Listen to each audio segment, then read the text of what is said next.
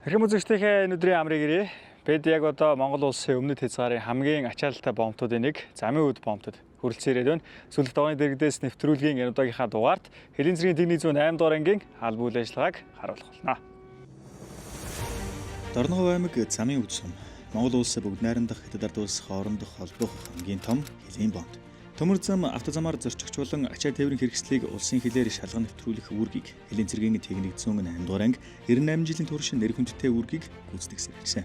Тус ангийн гол цөм болсон замын үд автозамын бомб 1992 оны 4-р сард анх ашиглалтанд орж 1997 онд ачаа тээврийн болон зорчигч тээврийн терминал гэсэн гарцаар үйл ажиллагаагаа явуулж эхэлжээ. Монгол улсын засгийн газар болон бүгд найрамдах Хятад ард улсын засгийн газар хоорондын хэлцээрийн дагуу бомбын сэргээлтийн бодлогын хүрээнд за автозамын бомбыг зорчигч тээврийн зохицлбор, ачаа тээврийн зохицлбор гэж хоёр том бүтээн байгуулалт хийсэн. За зорчигч тээврийн зохицлбор нь болохоор 2023 оны 1 сарын 8-ны өдөр ашиглалтанд орж зорчигч тээврийн хэрэгслийг шалган нэвтрүүлж эхэлсэн байгаа. За ачаа тээврийн зохицлбор нь болохоор 2023 оны 11 сарын 27-ны өдрөөс ашиглалтанд орж үйл ажиллагаа явуулж байна. За зорчигч тээврийн зохицлбор нь ачааллын хувьд бол эрдийн үедээ бол нэг 5,000-аас 6,000 зорчигч нэвтэрж байгаа улсын хил. За ачаалттай үедээ бол нэг 9,000-аас 10,000 зорчигч улсын хилээр зорчигчийг нэвтрүүлэн ажиллаж байгаа. За улсын хилээр нэвтэрж байгаа манай зорчигчдын хувьд бол одоо хаа холоос Улаанбаатараас Баян-Улгийн Увс аймагаас одоо ингээд хил нэвтрэх гээд ирэхдээ хүчтэй хугацаанд дууссан паспортаа андуурч барьж ирэх. Тэгээ авчирж ирчээд одоо ингээд зардал мөнгөөрөө шатах асуудал байна. За мөн насан туршийн хүүхдийг хууль зүйн сайдын А49 тоод тушаалын дагуу одоо итгэмжлэлээр авч явах хэрэгтэй байдлаа. Одоо итгэмжлэл хийхгүй авчирж ирчээд одоо ингээд хил нэвтрэх гээд ирсэн байх бас үе байна. Тэрийг бол одоо сайдынхаа тушаалаар бол одоо натратор төрсөн ээж аваас нь одоо итгэмжлэл хийлгээд уг нь хил дээр авчиж ирээд гарах хэрэгтэй. Тэгээ тийм үйлдэлүүд дээр нэлээдгүй манай зорчигчид бол бас алдаа дутагдал гаргаж байгаа. Үүрэг гүйцэтгэж байгаа одоо хилийн хэлтийн байгууллага болон хил амлалт байгууллагын ажилчдын одоо ажиллах нөхцөл, орчин нөхцөл болцоо маш сайжирсан байгаа. За хос кабин болон за тусдаа өрөөтэй, амралтын өрөөтэй, хувц солих өрөөтэй гэх юм уу те. Ер нь энэ шалгагч нар одоо аль багчдын одоо үүрэг гүйцэтгэх өрөө таслахаа байр офисын өрөөнүүд ер нь бол их боломжийн хангагдсан байгаа.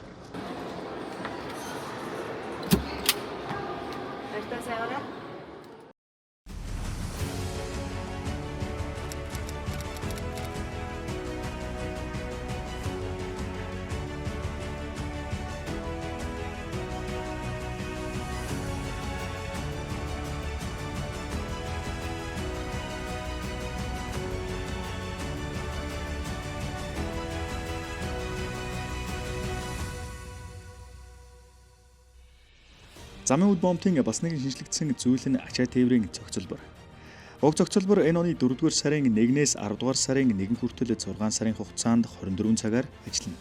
Ачаа тээврийн зохицолбороор өдөрт дунджаар 1200-аас 1500 тээврийн хэрэгсэл нэвтэрдэг бөгөөд 24 цагийн тасралтгүй үйл ажиллагаанд шилжсэнээр Монгол улсын эдийн засгийн эргэлт нэмэгдсэн байна.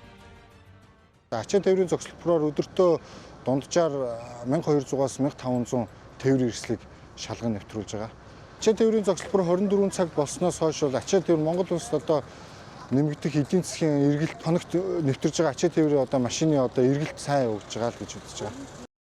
Анхж одоо энэ анх 20 настай л ирсэн одоо нэг 50 гарцал өвгөн болчоод явж штэ 30 гаруй жил явж байна одоо. Ер нь дээх нь үеийг ярих юм бол хүнд хэцүү л байсан л да. Тэгээд манайхан ч байгаа боломж ороод ирсэн. Шуурхаад ажилтдаг л байсан. Одоо бол сайхан болцсон байна оо шин зохицолтой болсон. Одоо тэгээд ер нь бүрэл түүнээрээ хүн хүчээрээ ажиллах юм бол саадгүй сайхан л явж байгаа урагшаана бол. Орой өчөл бол ер нь өглөө бүр энэ төр бол ачаал байхгүй шүү дээ. Амар болчихсон. Одоо эн чинь тэгээ 10 сарын 1-ээс болохыг гэсэн үү гэсэн тийм юм ярьж байсан. Одоо 10 сарын 1-ээс одоо дахиад ачаалтай энэ олон мянган машинууд бол ер нь 24 цагаа болчих юм бол бас нэлээл асуудалтай л байна.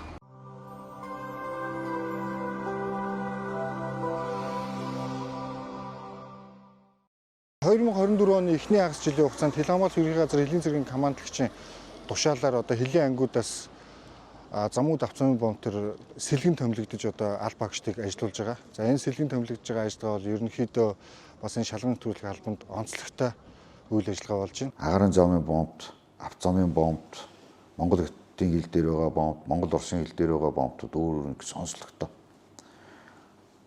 Энэ онцлогтой газруудад шилжиж ажиллана гэдэг бол боловсон хүчний л манай хил онгойлгох байгууллага чанаржуулж, сайжруулж тэгж харж байгаа. Сэлгэн ажиллаж байгаа одоо энэ процесс ер нь бол их үр өгөөчтэй санагдсан. Бомбтын бас онцлог талуудыг их судалж байна. За тэгээд шалгагч нар хоорондоо нэгнтэйгээ их дотно болж байна. Сайн муу талаа, ололттой тал, дутагдaltaй талаа ер нь их олж ярьцгааж байна. Орчин нөхцөлийн хөдөлгөөр нь яг адилхан байна. Тэгээд шинэ бомбт ашиглалтанд орсон бүх юм шинэ. Ер нь цаашдаа ер нь ингээд солилцооны энэ үйл ажиллагаа явуулах юм бол их үр өгөөчтэй юм санагдсан. Чингис хаан Алтан бүлэг замын үлгэсэн 3 бомбтод үүрэг гүйцэтгэж буй шалгагч нарыг сэлгэн ажилуулсан нь энэ хэмжээ. Уг үйл ажиллагаа цаашид Хэлийн цэргийн 11 ангийн шалгагч, ахлах шалгагч нарыг сэлгэн ажилуулах байдлаар үргэлжлэх юм а. Эх хэсэгт замын үүд төмөр замын бомбын алба үйл ажиллагааг танилцуулъя. Тус бомбын албаагчид онгарсаар 4 төрлийн 17 зөрчлийг илэрүүлэн зөвхөрч урмын дагуу шийдвэрлэжээ. Замын төмөр замын бомбоор Улаанбаатар Ирээн Улаанбаатар, Улаанбаатар Хөхөт Улаанбаатар гэсэн чиглэлийн галт тэрэгнүүд 7 хоногийн 1-р 2-р 4-р 5-р өдрүүдэд явж байна. Зорчигч тээврийн хэрэгслийн хувьд гэх юм бол хоногийн хугацаанд 14-өөс 34 цуваа 400-аас 800 зорчигчийг шалган нэвтрүүлж байна. Энэ 2024 оны хугацаанд улсын нэвтрэг эрхийн төлөвлөсөн 5 иргэн 4 төрлийн 17 зөрчлийг илрүүлж хууль зүйн дагуу шийдвэрлэсэн.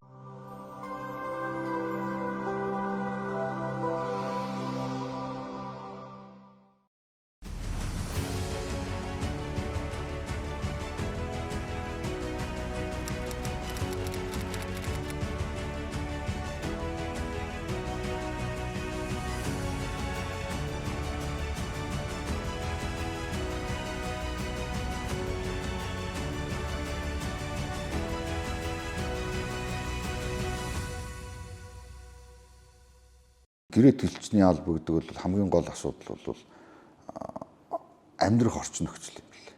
Хоёрдугаарт гэрээ төлчөнтэй зохион байгуулах ажил.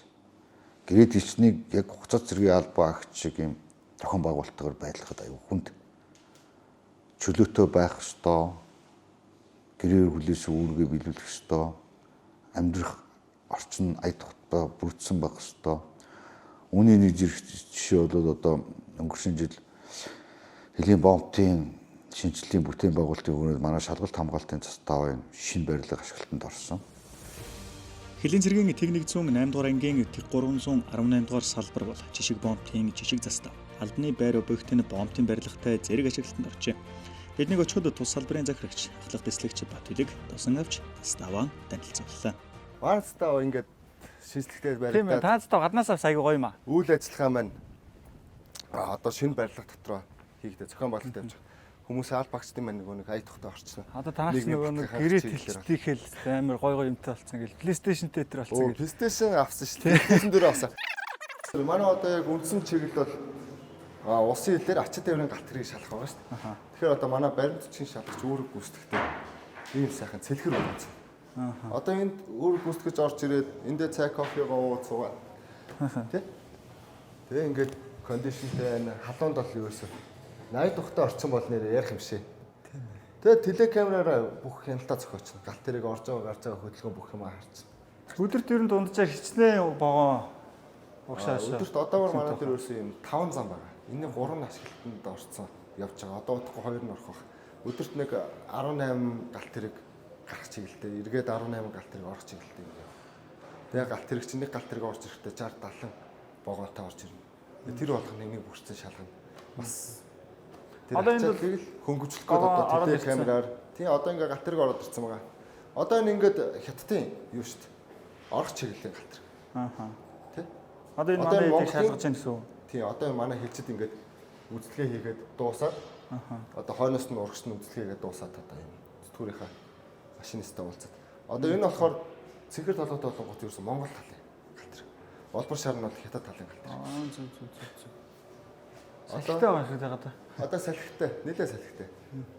Тэгээд энэ их халуунд ерөөсөө энэ хүмүүсийн чинь ерөөсөө ая тухтай яаж амьдруулах вэ? Ажилуулах вэ те? Тэр бүх зүйлийг шийдээд байгаа. Сайн нэг давхрыг үзсэрлээ те? Так шиг 3 давхар. 3 давхар. 3 давхартнаас их нууц юм байгаа. Дараа нь би харуул. За Хамрыг ирцгээ. манай гэрээт цэргүүд одоо чөлөө цагаа хэрхэн зөв боловсон хөрүүлдэг вэ гэдэг хүмүүс их сонирхож магадгүй гэж би бодоод байгаа. Тэгээ одоо ингээд бас мөн энд бас одоо сүүлийн үеийн залуучууд чинь нөгөө нэг Dota 2 сонирхон PlayStation тэ PS5 бид нар боломжоор бас PlayStation 4 авч тавиад яа тэр залуучууд мөн За ерөөсөө хамрыг ирцгээ. Сууж зүгээр. зүгээр тавуулж өөрсдөлж манай гэрээтүүд энд ингээд чөлөө цагаа ерөөсөө яаж аяд тухтаа өнгөрүүлмээр байна. Одоо тэр бүх орчныг нэг Одоо энэ нөгөө нэг бусад застаууд соёл амралтын таслага шүү дээ. тий, яг тэр таслага байхгүй.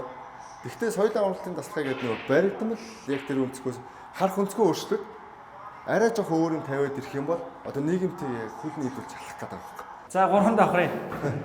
Одоо Ноц зөрөө гэдэг байгаа. гэдэг чинь ноц зөрөө. Сэлээсэн сайхан ноц зөрөө үнэ энэ байна.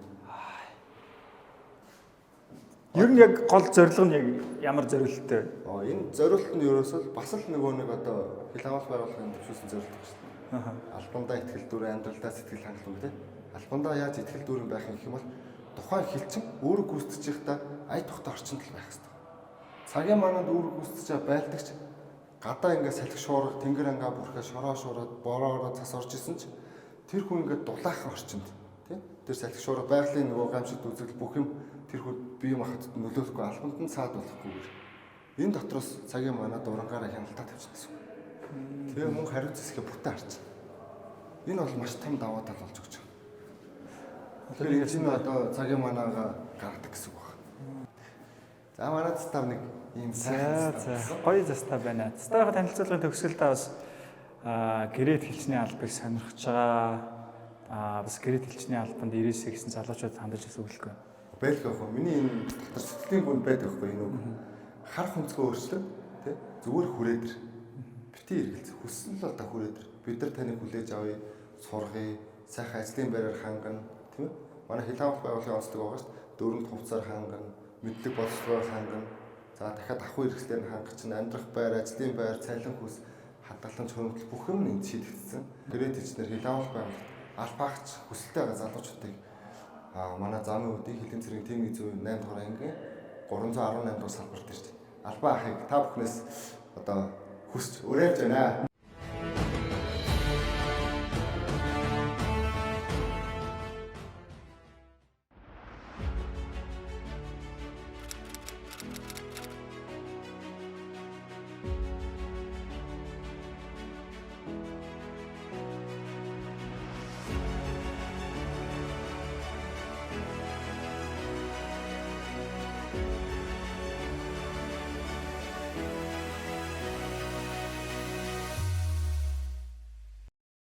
Монгол Улсын ерөнхийлөгчийн тэрбум модны хөтөлбөрийн хүрээнд одоо сүүлийн 3 жилийн хугацаанд агропарк байгуулж одоо үр дүнгийн нь бол одоо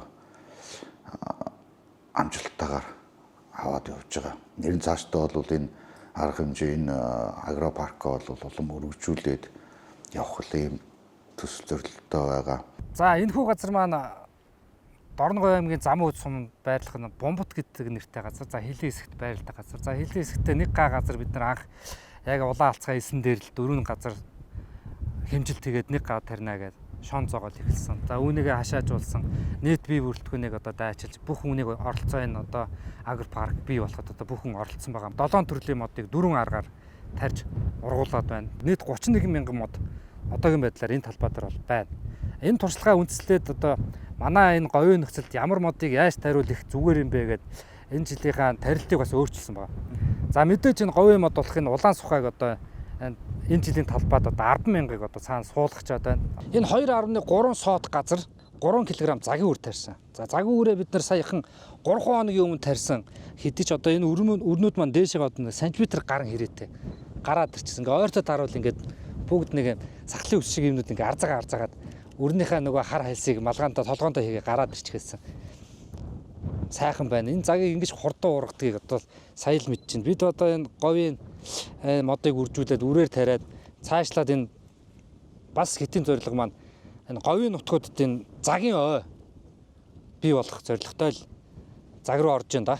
Энэхүү талбайг одоо өдөр шөнөгүй өглөөс орой хүртэл усаа шахаж модныхоо услааг хариуцдаг одоо яг гардаж ажилладаг 2 албаагч байна. Одоо энэ Ахмад Дэлгэр цогт гэдэг манай уг нь шалгагч юм байгаа юм. Тэгээд надтай томилогдоод энд ажиллаж байна. Одоо манай харуулын дарга ахлагч Бацоож гэдэг энэ сайхан залуучуудын одоо хөдөлмөрөөр одоо энэ мод маань сайхан ургаж эхэлж байна да. Тус агропарк нь 24 цагийн цахилгаанд холбогдсон. Мод тарихад шаардлагатай бүхэл зүйлийг зохицоор нь хангасан гэдгээр онцлогтой. Мод тарьж ургуулах үндсэн хөшөөрөг болсон услгааны систем бороо, намир, тусал зэрэг олон төрлөөр мод бүрт тохирсон услгаагаар хийгддэг байна.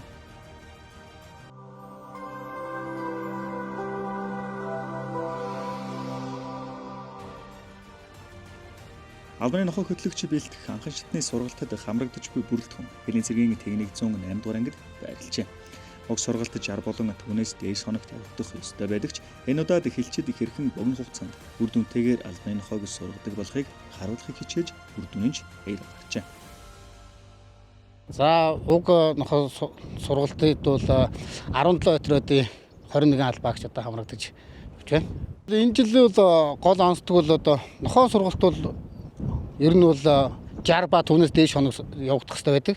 За бид нар бол энэ жилийн хувьд бол бас 30 хоногийн хугацаанд богино хугацаанд нохой гэхэд хэрхэн чанартай яаж сурах уу, газар орон дээр нь яаж болох уу, тийм ээ. Тэгвэл аль болохоор сургалтыг хурдан хугацаанд төгс болгож гаргаж чадах уу гэдэг талаар нэлээдгүй бас чармааж ажиллах гэж үзлээ. Малиноос үйлдвэрийн моли гэдэг дуудлагатай албаны нохоотойгоо ирсэн. За нохооны хувьд болохоор үйлдвэрийн хувьд сэргэлэн тэгээд нэг арай тогтворгүй нохоо. Тэгээд сайн тал нэг юм бол юмыг амар хурдан сурдаг. Тэгээд яг нохооны сургалтанд ирснээс хойш нохоо маань илүү сайн сурж байгаа гэж бодож байна. Яг энэ хугацаанд бол анх ирсэн байгаасаа илүү одоо байгаа төвшнийг ялгаж үзэх юм бол илүү сайн сурсан байгаа гэж бодож байна.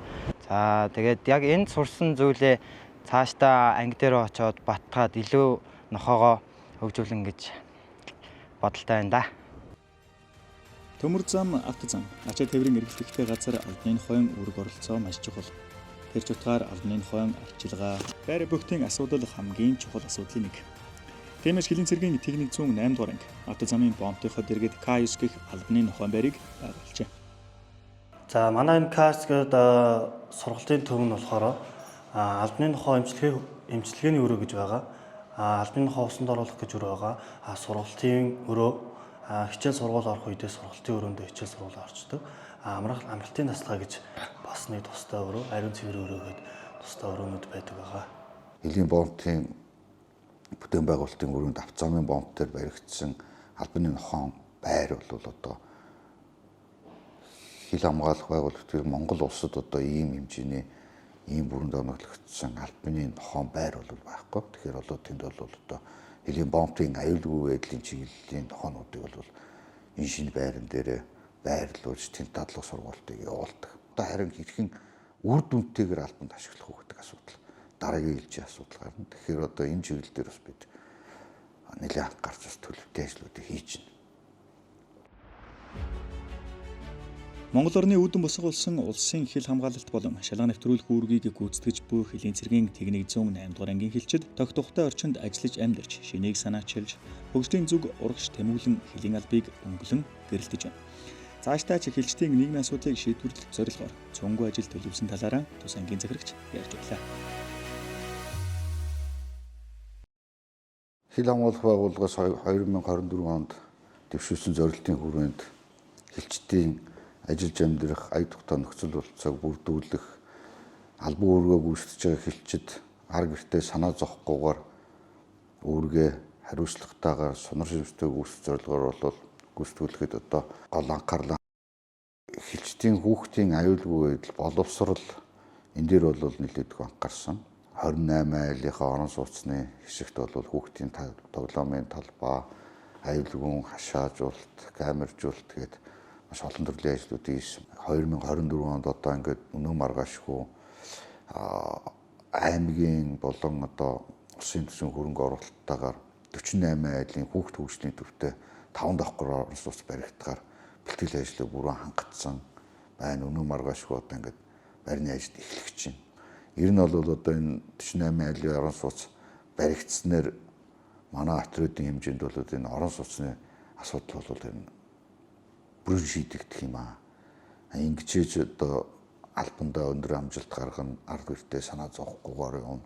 Хүүхд хөгжлийн төв гэдэг бол ирээд болсон хэлчдийн хүүхдүүд Улаанбаатар хотод байгаа тэр одоо боломжтой сургуульд мэдлэг боловсрол авдаг энэ сургалтын баазууд та ижлэхэн төвшөнд хүрэхээр зорж байгаа. Мөн одоо бидний зохион байгуулалт хийж байгаа том ажил бол элчин клуб гэж байгуулж одоо 2 төрлийн спортын дугуйлан хичээлүүлж байна. Гар бөмбөг, сагсан бөмбөгийн нийтдээ аль паагчдын 100 орчим хүүхэд 2 ээлжээр 7 хоногийн 4 өдөр хичээлүүлж ажиллаж байна. Хүүхдүүд маань ч гэсэн бас тодорхой уралдаан тэмцээнүүд амжилт гаргаад эхэлж байна.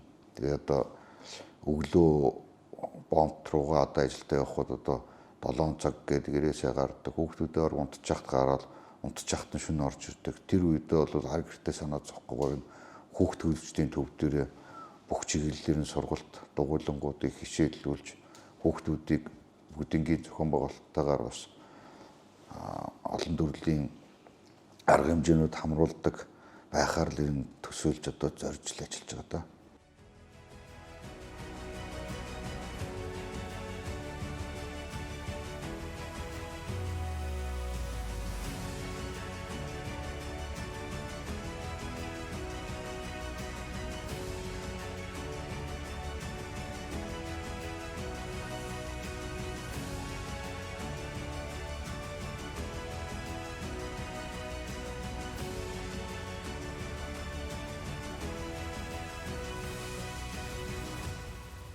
Монгол Улсын эдийн засаг зорчигч тээврийн хэрэгслийн томоохон урсгал болсон замын үд автозамын бомб төлөөд Хилэн цэргийн техник 101 8 дугаар ангиас бэлтгэсэн сүлд давааны дэргэдээс нэвтрүүлгийн энэ удаагийн дугаар энд хүрээд өндөрлж байна. Эрхэм үзэгч та бүхэн Монголын өмнөд хязгаарын хил хэлчдийн талаарх мэдээлэл аль бүл ажиллагааг ойлгосон гэдэгт итгэлтэй байна. Дараагийн дугаар хүртэл баяртай үзэгчтэй.